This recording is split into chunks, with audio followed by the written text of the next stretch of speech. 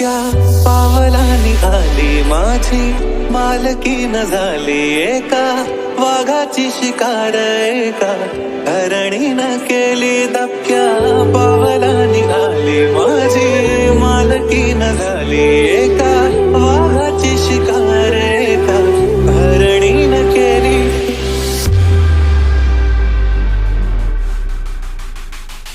चोरू चोरून पाहत एक पाखरू लाजत गाणं आमच्या वरातीच माझ्या मना